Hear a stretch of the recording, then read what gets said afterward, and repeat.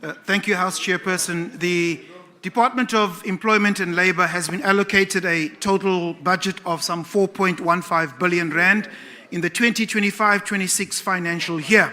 The ACDP acknowledges the department's strategic priority to drive inclusive growth and job creation. With the official unemployment rate, however, at 32.9%, the expanded unemployment rate at some 43.1%, and youth unemployment at 62.4%, it is clear that this department and others dedicated to job creation are failing South African job seekers. On UIF payments, Honourable Minister, the ACDP has received complaints of delays of up to 20 days for payment to be released because of after a UIF claim has been approved. There apparently is another waiting period or approval process which takes place at the department's head office in Pretoria. And so the waiting period, however, for dependents of deceased contributors can be up to 18 months, and this adds insult to injury. And so the ACDP calls on the department to rectify this so as to provide a dignified service to the unemployed.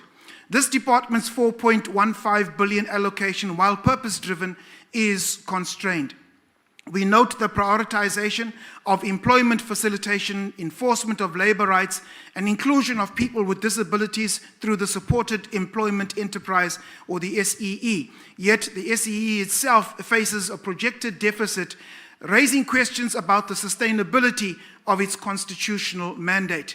The ACDP acknowledges the intent to address unemployment, poverty, and inequality. However, we remain deeply concerned that despite these plans, the unemployment crisis persists with continuing disparities across the gender, race, with women and youth in particular facing disproportionately higher levels of unemployment.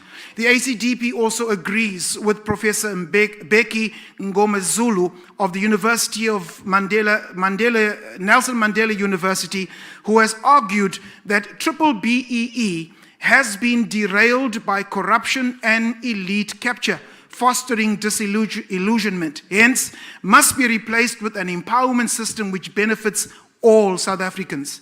As kingdom builders, the ACDP calls for the addressing of the root causes of unemployment, which includes policy stability, infrastructure. This has resulted in infrastructure collapse, a hostile business environment, the root causes of unemployment. Instruments that are critical to aligning skills development with market demand and restoring dignity through work must be supported.